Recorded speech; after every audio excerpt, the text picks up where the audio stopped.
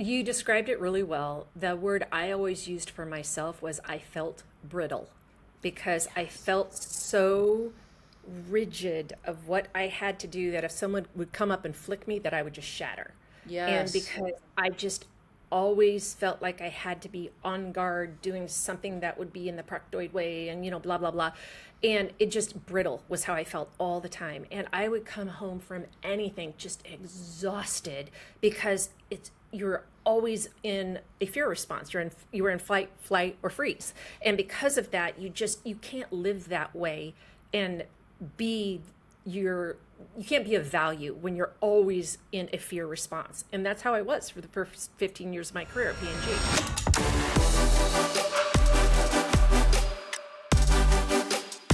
Hey everyone, it is Tony Will. I am so excited for you to meet my next guest on Women In. But before you meet her, let me tell you what you're listening to.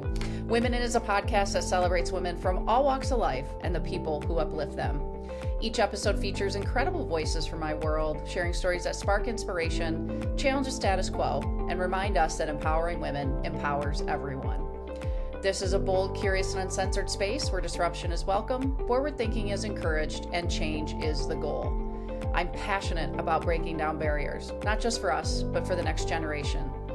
Whether our paths cross personally or professionally, these conversations matter. Let's dive in and celebrate the power of connection, growth, and the people who are shaping our world, and this woman is definitely one of them. Nicole Johnston is a speaker, author, and executive and leadership coach who specializes in helping career and executive track women rise with clarity and confidence. She brings more than 30 years of global sales and marketing leadership experience at companies including Procter & Gamble, Hershey, and Kimberly-Clark.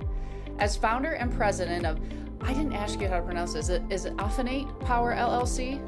Innate power. Oh, Innate Power. Oh, of Innate. Yep. There was, I misread it. She coaches women navigating the real pressures of senior leadership. A certified coach, TEDx speaker, and University of Iowa Alumni of the Year, Nicole is also a world traveler, avid reader, and cat lover. Nicole, hi. Hi, thank you for having me on today. My pleasure. So I have to start. Well, the first question I always ask, and then I'm going to remember my second question because I love reading bios because there's so many cool things in it, but it's about cats, but I'll ask that in a minute. But first, how did you and I come into each other's lives?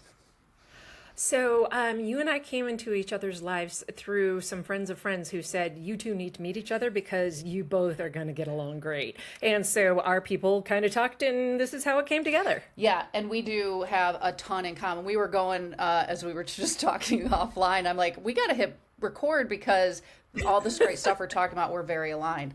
And what I did know is that we are aligned on our love of cats. Yes. So how many do you have?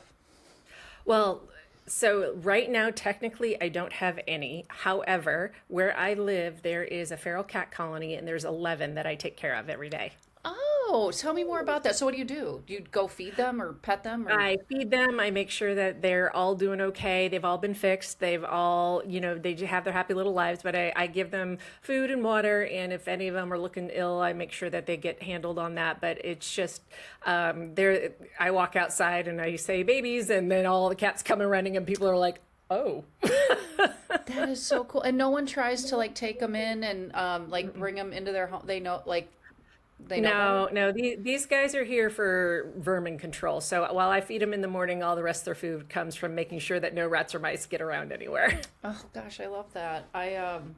So I have 3 cats, and we had 2, and then we live off a dirt road on a lake, and my husband, in the middle of February, it was freezing up here in Michigan. He saw this little orange kitten on the dirt road. He thought it was feral, so he stopped just to make sure, and the cat came right up to him, started rubbing on him, licked his finger.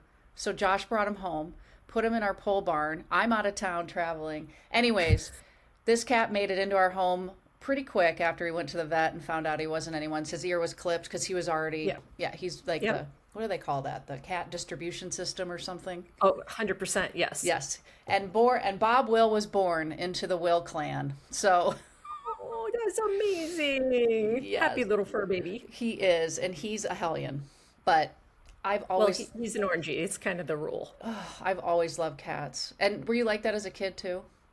Well, so I never had pets growing up because my sister is allergic to the world. And so we were never allowed to have anything just because she just was, she had the box of puffs like surgically attached to her and had the allergy shots and everything else. So we never had pets. And when I graduated from college and I was in my first apartment, I went to the pound to adopt a dog. And as I was filling out the paperwork, the lady across the table was playing with this kitten and she set him down. He walked across the table, walked up my arm, and draped himself around my neck. And I'm like, you're really cute, but you're a cat, and I'm allergic to you. And I go back to filling out the paperwork, and he comes up and walks up the other arm and drapes himself around my neck. And I remember pulling this little thing away, and he was doing the mittens at me and everything. And I remember thinking, I hate cats. I'm allergic to cats. Ah, crap, I think I have a cat. And that's all she wrote. And so thank you, Zyrtec, 30 years of service, so I can have the kitty babies. I know my husband's a cat tolerator, is what he says, and I'm like, no, you really. And he does love them, but Yep. there's, and I love dogs too, and we have a dog, but yeah, Yeah, I just traveled too much to have dogs. I love them, but it just wouldn't have been fair. They would have spent way too much time in a kennel. So that's why I went with the cat route. yeah, smart. Well, we're already, connected for our love of cats. Moving off cats. Moving on. Let's talk For all about of you who wanted to learn about cats. Yeah. All right, so let's talk about your career. Because you started in these big companies that I read about, in your bio. And let me revisit. It was like what, Hershey, Procter and Kimberly Clark, Gamble, Procter and Gamble. Yep. and Yep. Kimberly Clark. And now you're an entrepreneur. So I want to hear the story about your up and coming in corporate, and then what led you to making the leap over to the entrepreneurial world. I know it's a big question. I'm sure it's packed with decades long experience, but I want to hear your journey professionally. I started with Procter and Gamble actually in college. I did a couple of internships with them, and then I started full time. And for those of you who are unfamiliar with P&G, they make things like Tide, Pampers, Pantene. You probably have something in your house that is made by them that I maybe even designed at one point. And the thing about P&G, it has a very defined culture to the point where they call people who work for P&G proctoids. And so as I got there, I acted as I thought I should as a proctoid to try to fit in. And oh my heavens, it was hard because that's not how I am. But I was like, okay, this is what we do here to be successful. Okay. And after I'd been there about 15 years, I realized how miserable I was making myself trying to fit into that mold. And then I started being more authentic. And as I started being more authentic, I started having much higher success. And that led to me having some amazing life-changing experiences, like being able to work in Europe for 4.5 years. And as I was doing that, it kind of made me go, there might be something to this authenticity stuff. And so at that point, to be a business leader in P&G, you had to come from marketing. And so I would have had to take a step back to go into marketing, to go laterally, to then go up to try to be a business leader. So I decided that I wanted to get that skill faster than that path at P&G. So I left to go to Hershey. And I was at Hershey for a while, then I was at Kimberly Clark and Newell. And through all of these, I was either the general manager or the sales marketing leader or the sales leader. And what became clear to me in all of those experiences was the thing that I loved by far the most was helping people thrive, helping them get the role that they wanted, the thing that they didn't know was going to light them up, getting them that experience, whatever it was, that was the thing I loved. What I realized I didn't love was sales. And when you're the head of sales, you don't so much love sales, that's not the best thing. It's a problem, maybe. Issue. And so at the last company, I remember sitting in a meeting, and it was a typical meeting of somebody said that they were going to order 1,000 pallets. They only took 900, and we're sitting there having the beat down discussion of, you said 1,000, you took 900, what are you going to do? Blah, blah, blah, blah. And I remember thinking in my head, oh my God, shoot me. I hate this. And so then that night I was saying it to my husband, how much I hated it, blah, blah, blah. And he's like, quit. I'm like, you funny, whatever. And I went back to doing my thing. And then the next morning, I was driving to work. I was in the right-hand lane, and in the center lane, there was a semi in front of me, about, 100 feet up or so. I see a car cut off the semi. The semi tries to slam on its brakes to not hit the car, and in doing so, the trailer starts to swing. As it swings into my lane, the 3 cars in front of me accordion crash. I slam on my brakes, jerk the wheel to the side, and literally stop 2 inches away from the car in front of me. And then in my head, I was sitting there going, oh my God, oh my God, oh my God, hoping that somebody didn't plow into me from behind. And so after a couple minutes, I realized I wasn't going to be hit as I hear all, the explosions, the smoke, all the stuff from all the car accidents, and the adrenaline's coming out of my system. I remember thinking, man, if I hadn't been so fast on the brake, I wouldn't have to go to work today. Mm-hmm. And when you're choosing bodily harm over your job, that's really something you should pay attention to. You're like, maybe I should listen to my instinct on this. I don't think it can be, the universe can make it any more overt at this point. And so that was the point where I stepped back and figured out what I needed to do differently. And that's when I figured out that the coaching, writing the book, all of that stuff is really where my passion was. And I needed to make a change. And so that's what I did. So let's talk about the identity behind that identity shift, because you're working in very well-known corporate, just their brands alone scream credibility. You're in a higher position at these corporations. Nicole is credible. She's a kick-ass woman in business. And then, this moment you're like, okay, I'm the good Lord's telling me something and I'm listening. Yeah. So was the identity shift from that really hard, or wasn't it? Because it was so clear as day to you after that car accident. The identity shift was not as hard. What was more difficult is, the smallest company I've worked in was a $14 billion company, the smallest. And so with that comes infrastructure. You don't have to think about taxes or billing or, all of that kind of stuff. I've never had to think about that because there was always a department who did it. So it was less a challenge of an identity shift for me, but it was more a challenge of, I got to do that too. I have to figure out this piece. I have to figure out that piece. And it's just not something I'd ever dealt with in my career because there was always a department who did that part of it. So it was more learning a lot of things about doing business I never had to think of, and also learning the things that I was willing to invest my time in versus the things I needed to find someone else to do for me. And I was actually at a women's event at Procter & Gamble, literally 20 years ago, and Susan Arnold was speaking. And at that point, she was the COO of the company. And she came out and she said something that has stuck with me to this day of, the most finite resource you have is your time.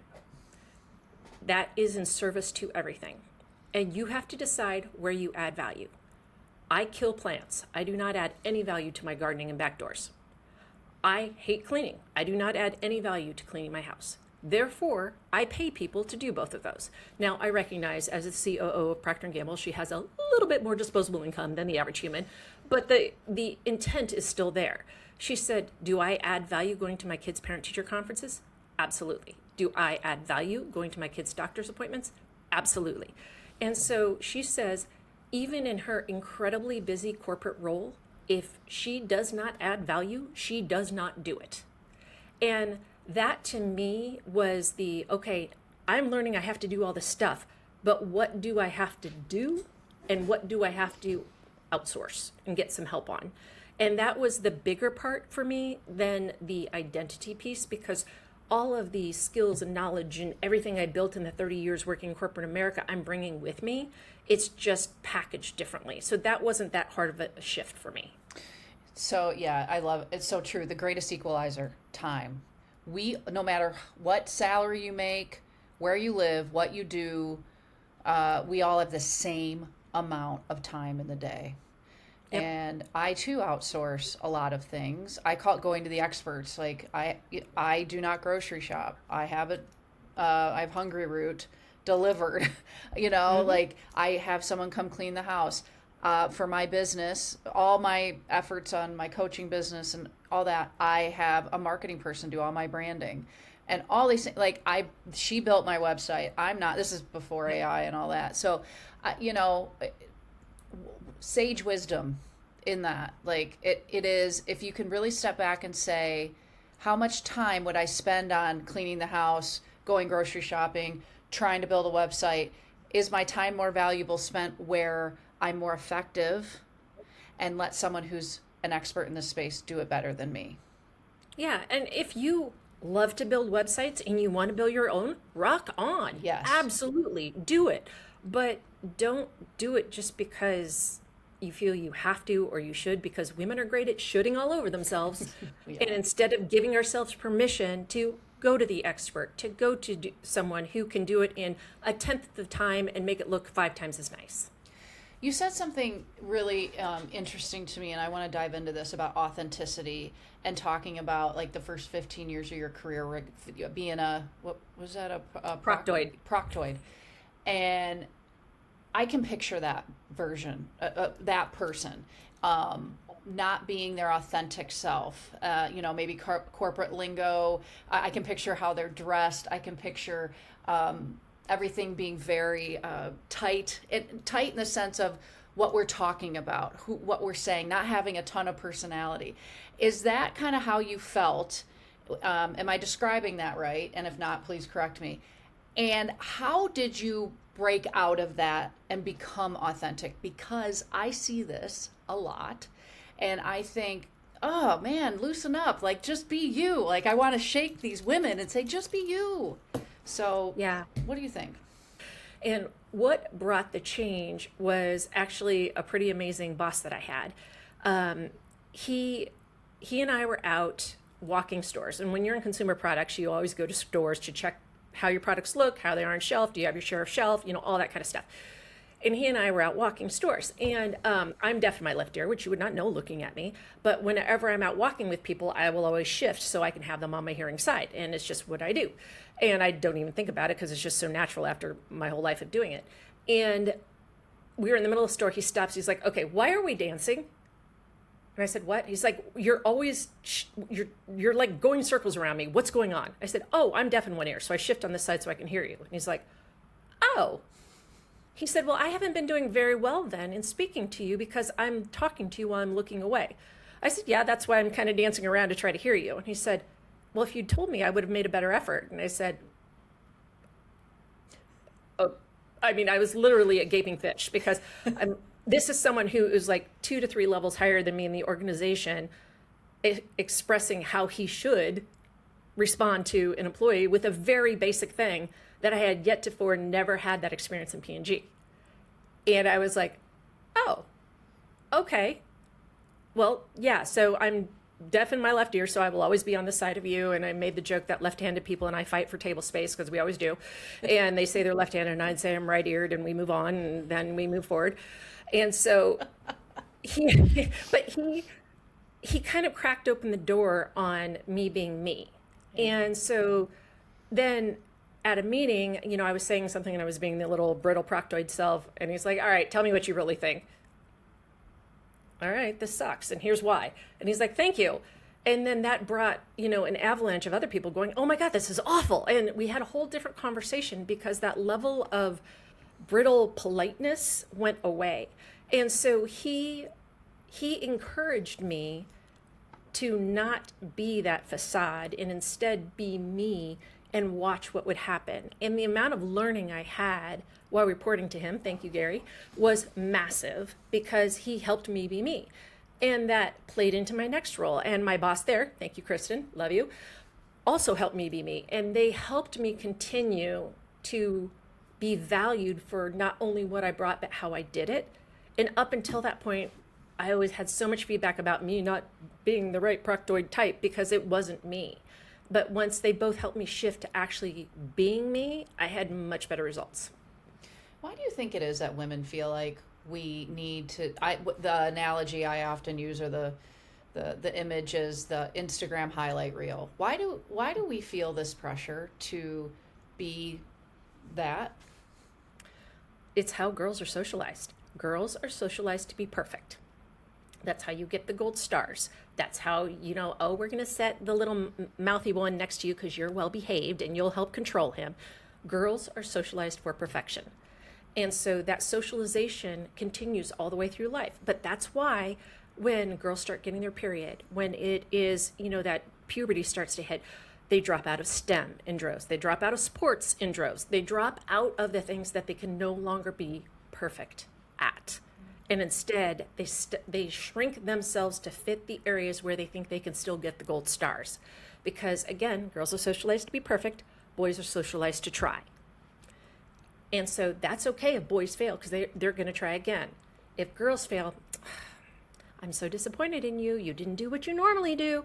And they get the negative feedback that takes them away from being perfection. And so because they put this obscene level of pressure on themselves to maintain that gold star perfection, that means that they feel like they can't be anything other than what others expect them to be, because then they're going to get that feedback about them not being perfect. Wow. So let me ask you this. I'm definitely not someone that struggles with perfectionism, because 80% is good enough for me. But I have struggled with certain things like the gold star you're talking about. So it's more an achievement than in perfection. Yeah. So how does a woman, if they're listening to this and they're like, there it is, what advice do you have to start to break free from that? You have to recognize that this is a self-sabotaging pattern and behavior. And this comes from, well, here, I'll take you back a little bit. My biggest self-sabotaging tendency is what they call hyperachiever, meaning I will win all the prizes, I will get all the awards, I'll get all the trophies, I'll be the president of all the stuff, and I will do it all. And while I've got an armload of trophies in one arm, I'm going to still be reaching for another. Now, the good side about that means I'm a huge self-starter. I will get things done. I'm very high on the get things done scale. I can problem solve. I can solve anything. The bad news is that people around me can perceive that I'm only in it for me, or that I'm going to step on their head to try to move ahead. And the reason is because when I was a little girl, I got kudos for being a hyperachiever, for finishing the thing or winning the prize or doing the whatever. And so because I learned that as a positive behavior as a little girl, I've leaned into it to the point where I've taken a strength and put it on tilt, and it's become a weakness or an opportunity, or in this case, self-sabotaging. And this happens repeatedly for women because they take the perfectionism to a level that's insane. Like a friend of mine in high school, every night after doing the dishes in the kitchen, she would literally have to take a toothbrush and clean the floor grout, because that's what her mother expected. Every night. That's insane. Yeah, that is insane. But that's a level of perfectionism that for somehow in her mother's mind equated with being good, that she had passed on to her daughter and that kind of thing. And so in being free enough to say 80% is good enough is a huge barrier for most women to overcome to get to that. Because I remember one time, this is the very first time I was presenting to a vice president at Procter & Gamble. I had been there 4 years, something like that. And so I was like, oh my God, it's a VP, everything. And I went in, we were doing this presentation. I was working as a project manager for this other guy. We go in, we are making this big ask to do this huge test to roll out a team effectiveness plan for all the US, thousands of people affected, thousands of dollars being spent. The VP likes it. And the only thing I can think of is, oh my God, there's a typo in the deck. Yep. Not that our plan was good, that it got approved, that we got the spending we needed, that we were going to help a ton of people.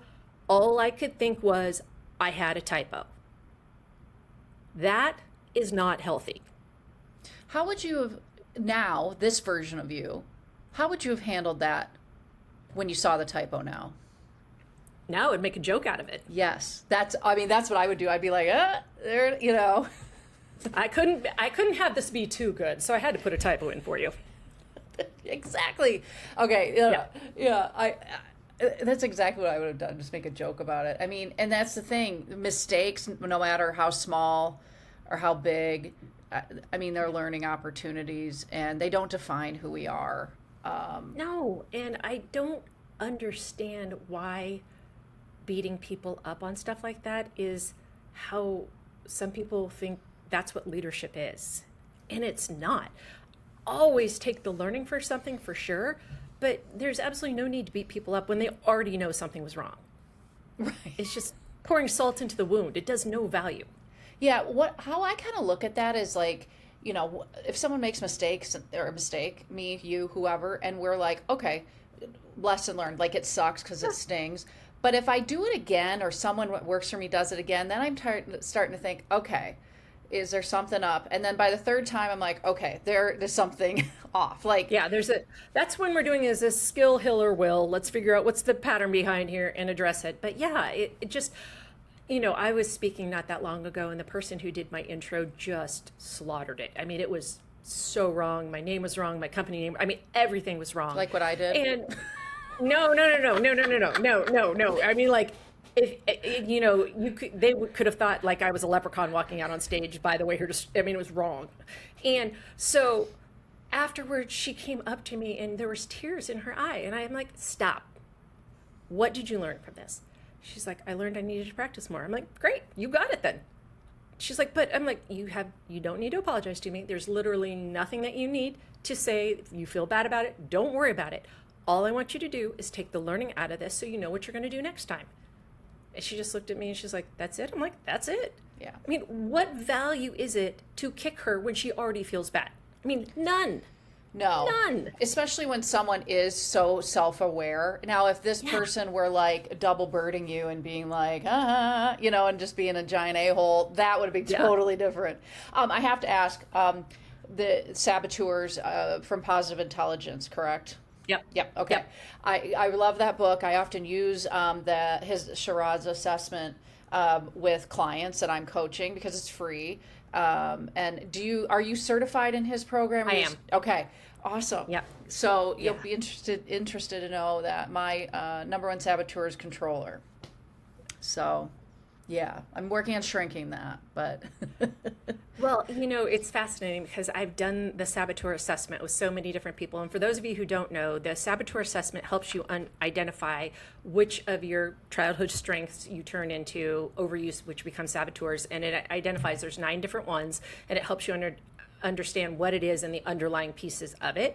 And it's fascinating because the majority of people with like a finance background are hyper rational or controller because the numbers have to be precise, and that's what it is. And so it's fascinating because I've done this with so many people to see the different patterns that come to light on it and everything. That's really cool. I was going to get certified in that. I just was like, the hockey side of my life is maybe one day. But I love the book. I love the assessment. I talk about it quite a bit. So when you started with the language, I'm like, I know right where she's doing that from. So let's talk about you are an author. I am. And I love books. I mean, LOVE, there it is, Taboo Topics. I cannot wait to talk about this. I read my age every year, just a fun little fact about me. So let's talk about Taboo Topics. What is in the book, and what will people learn about when they read it? So I think this is another point that you and I have in common is because I am an omnivorous reader. I'll read everything from business books to biographies to the latest vampire romance. It does not matter. I will read it. Same. And the challenge I have with business books is that a lot of them do a phenomenal job of identifying and laying out a problem and then do absolutely nothing to help you solve it. And then you have to find a book to solve the other book. And it's just like this never-ending sequence that you just can't get the answers you need. And so that combined with the fact that you always want me on your trivia team because I am a font of interesting knowledge, and the fact that I had many people tell me, you should write a book. So I kind of pulled all that together. And Taboo Topics is a little bit different because there's 24 chapters, and every chapter is its own vignette. It's its own topic. And in there, I help identify a topic, I talk about some of the challenges of it, and then more importantly, I give you very easy next steps so you can start going and addressing it. And I cover things from personal investment, because only 1 out of every 3 women maximizes their employer contribution to their entire compensation, to the mental load, which talks about how, if you work 2,000 hours in a year, a mom has another 520 hours on top of that. And women also take on 200 hours of mental load at work. And so I talk through that. There's a chapter on menopause. There's one on incontinence. There's one on parenting your parents. But it's about topics that many women are facing, and you're just going, I know I got to do something, but I don't know where to start. So I try to break it down to make it easy for you to figure out where to start. Fantastic. And as someone in midlife herself, I'm, perimenopause. My mom just died 15 months ago, so I was taking care of an aging parent and raising my youngest was a junior and senior in high school during that whole period. My other 2 empty nesting. I mean, financials. Yeah. I mean, like, I have my own business. Yes, yes, yes, and yes. Mm-hmm. And I'm a huge fan, and it does not surprise me, because when I wrote my book, I did similar in the sense of, I don't want this just to be about, oh, here's Tony's story, because that is part of it. But I want some business leadership in there, and some self-help, the how-to, not like, how do I achieve these things? And I can't wait to read your book, because that's the important, like, let's give our knowledge to the person who wants to execute. Because that's where I think women hold themselves back a lot, is in the execution. I have an entire chapter in here about giving yourself permission. Yes. Because so many women, again, should all over themselves, saying that they have to do this, or I should do that, or I should. No, you don't. And it drives me nuts, the amount of women who will run themselves ragged about things that truly don't matter. Oh, well, if I don't bring homemade cupcakes to blah, blah, blah, they're going to. Who cares? Are these people you truly care about? No, because if you cared about them and they cared about you, they're just going to be happier there. Right. Go buy the cupcakes at the store, period. Yes. And we just don't give ourselves permission to make our lives easy. Whether it is outsourcing for experts and paying somebody to do stuff for you, whether it's taking the shortcut, whether it's saying, you know what? I just realized I really hate accounting and I don't want to do this anymore. I'd rather go do Y. Give yourself permission to go do that. But women stay trapped in the shell that they build that says this is what they should be doing and how they should be acting and what I have to be doing, versus owning what they truly want to be and giving themselves permission to go be it. Isn't it amazing, like, just having one other person say or read, like, it's okay for you to fill in the blank? Like, just giving that permission. And it seems so, like, innocent, but it's not. It's not, and it is, again, socialized. Women are socialized, girls are socialized to get permission from the teacher, from the, whoever's in authority to go do stuff. And boys are socialized to ask for forgiveness. And so they'll go try stuff, and if it was wrong, whoops.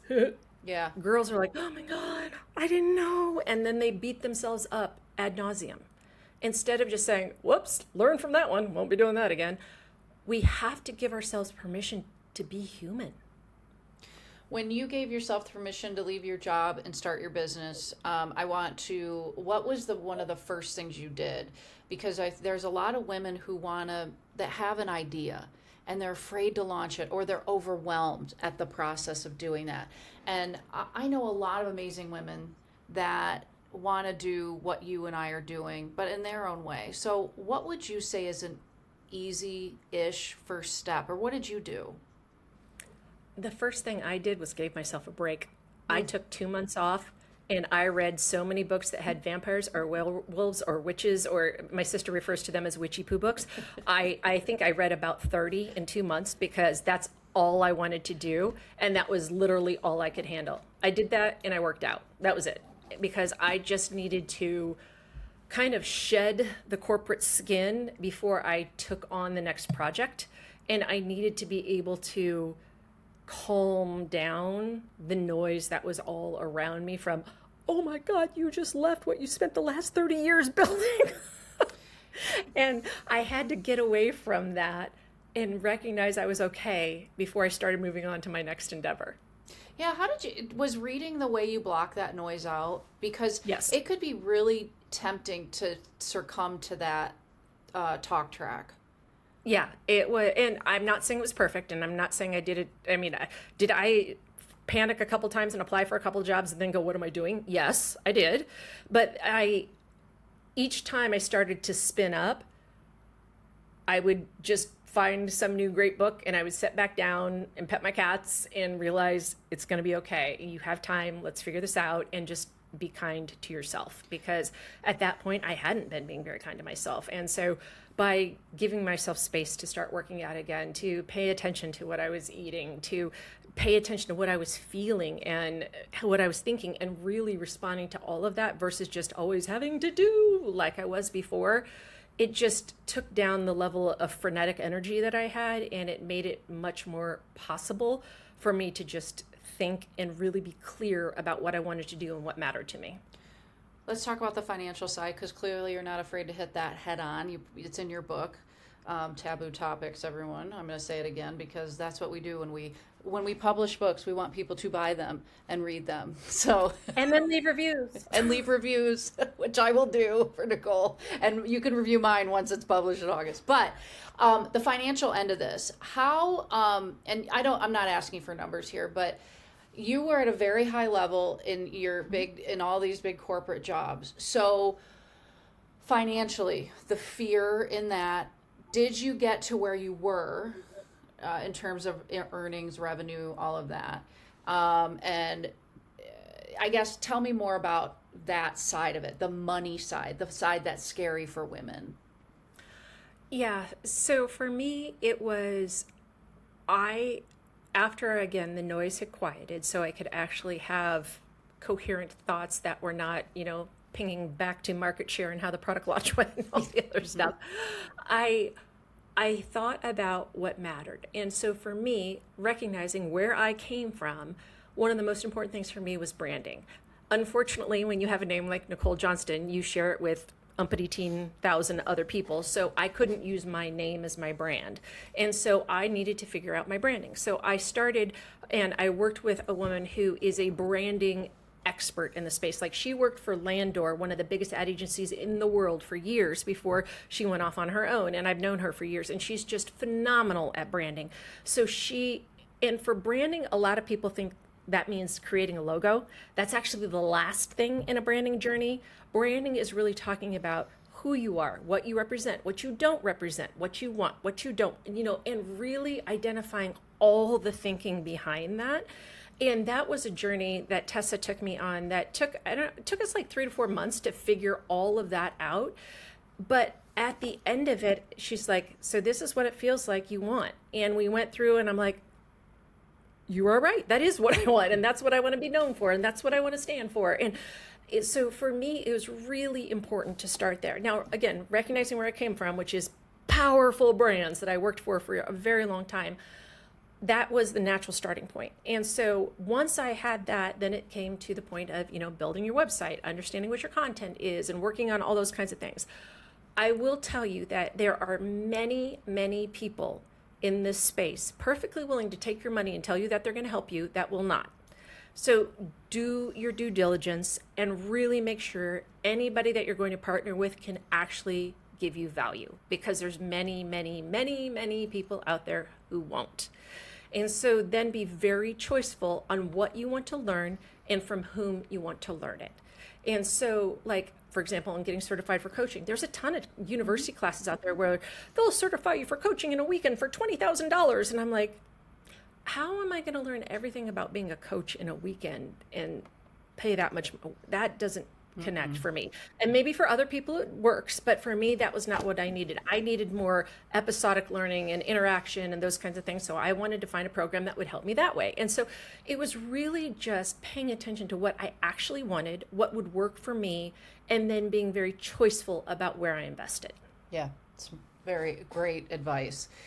All right, let's switch gears because you've been sprinkling in a lot of women's names throughout this podcast, and I love this. So, Tessa was just mentioned, your sister, and was it Catherine that was at? Kristen. Kristen. Kristen. Kristen. Yeah. Who are the women in your life, including those women clearly, that have helped you become the woman that sits before me today? So, as you asked that, one of the things I talk about in my book is that everybody needs a tribe, and that at the end of every chapter, I talk about it. So, my dedication in my book is to my tribe: Lori, Sandy, Shannon, Lisa, and Grady. Thank you for being in my life and for being the amazeballs women you are. I would not trade a single moment of love, laughter, and tears and cocktails that we have shared. Oh, beautiful. Oh, I love that. So Nicole, when you and I were talking off air about my day job a little bit in pro sports, and we were talking about sports in general, but this podcast originated, in case anyone's wondering, like, because they're always like, what's the name of your podcast? I'm like, women in ... They're like, the dots? I'm like, yes, you need the dots. And they're like, why'd you do the dots? I did the dots because I was originally going to talk about sports and that alone, because I am very much a minority in men's pro hockey. And so I want to lift women up. But I was like, we're more than our occupation. So I kicked out the word sports. And I also wanted to have men on the podcast too. And because there are important women in men's lives, men came from women, and the word men is in women. And so I added the 3 dots.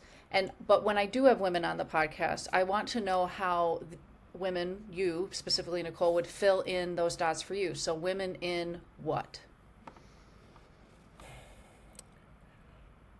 I would say sales in this case, because I was very much a unicorn. It is uncommon to have a female sales leader. And there were many points in my life where the only women in the room were me and the secretary. Mm-hmm. And so that has happened repeatedly, to the point where, like, at one company, the sales meeting, they got mad that they couldn't have it at a strip club anymore because I was now involved. And, there's still there's still very much good old boy stuff that happens that they are just not used to having women leaders around. In fact, I was at a meeting in Switzerland. Well, actually, we were in Switzerland. I remember where we were. I was living in Switzerland at the time. And at that point, I was responsible from Russia down to South Africa. So at 107 countries we were responsible for. And so they had a meeting for all the sales leaders. And this was regional sales leaders, product sales, everybody. And so I was the head of sales for feminine care. So pads, liners, tampons for all of those countries. So we're in a room. There's 150 sales leaders. And literally, I'm the only woman. So as part of the agenda, they're having a DEI session about gender equality at work. And so we're doing the whole session. It's like 2 hours. And I'm like, all right, whatever. It is what it is.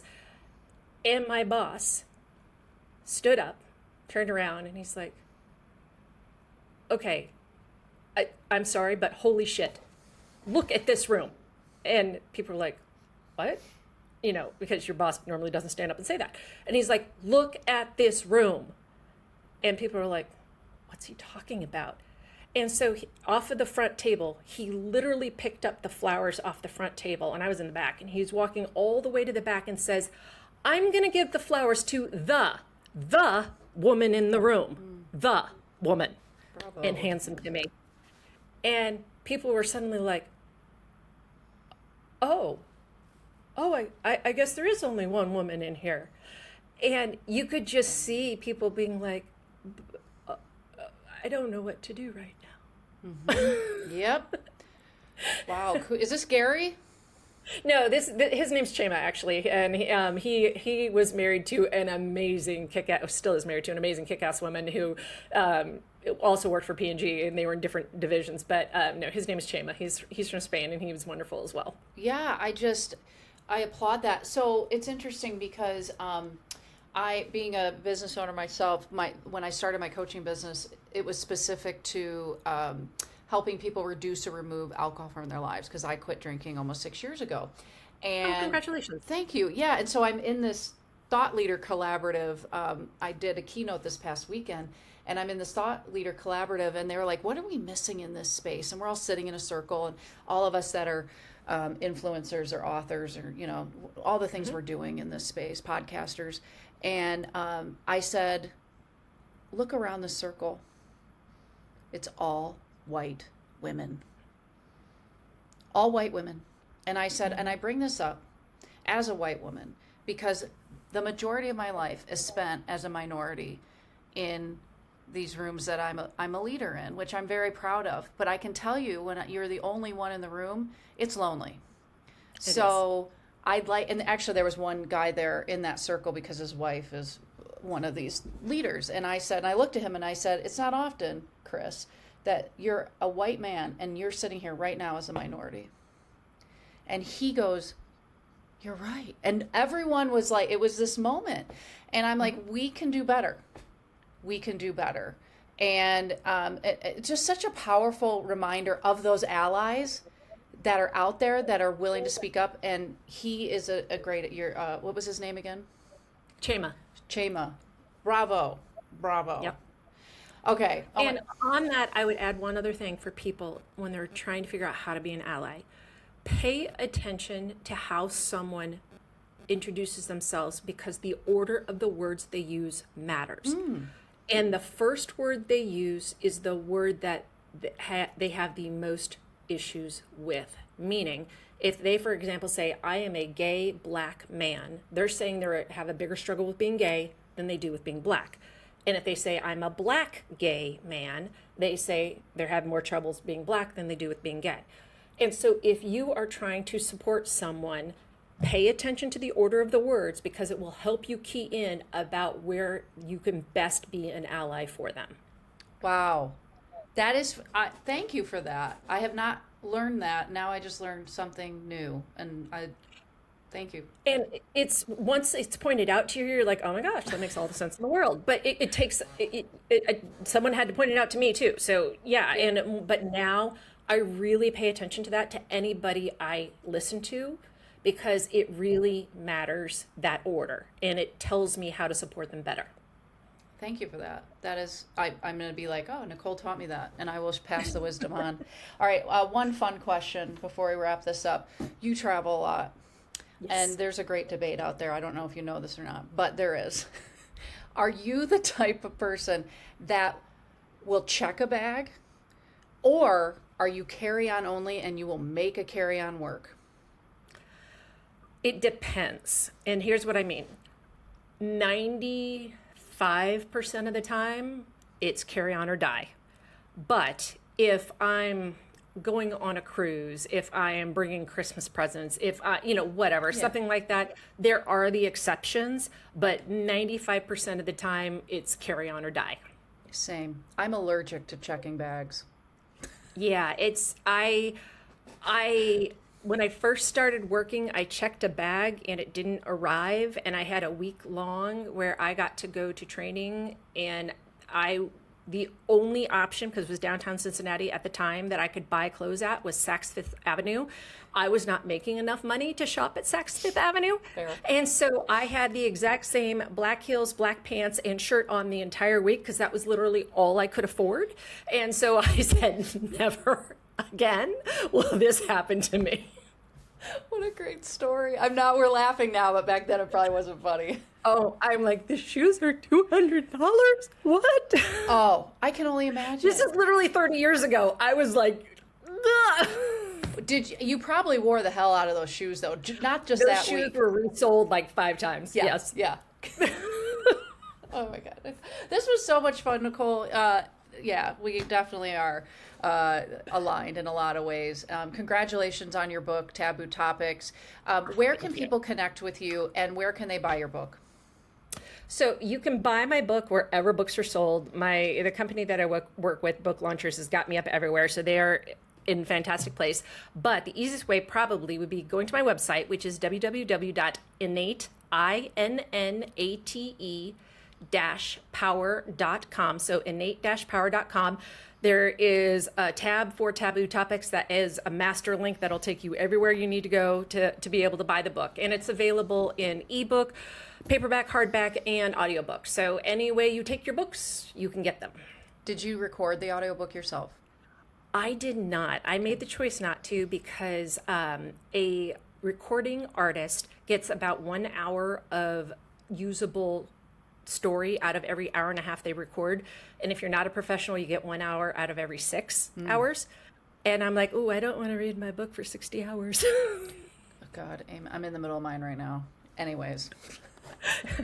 So instead, I found an amazing, amazing voice artist who is a Latino, and she is Latina, and she's disabled, and she is phenomenal at her job, and I got to support an amazing human, so it made me happy. Yeah, that's awesome. Well, again, congratulations and thank you for coming on the podcast and teaching me and the audience new things today. Really appreciate it. Thank you so much for having me. Have a great week, everyone. Yes. And if you guys are looking to connect with me, I'm not hard to find. The hockey side of my life is at kwings.com. And then everything else that I'm working on, including my book, Rebellious Success, which is available for pre-order now, will be in your mailbox August 11th, or wherever you can buy books, is at tonywill.com. And I'm on all social media platforms as well. And until next time.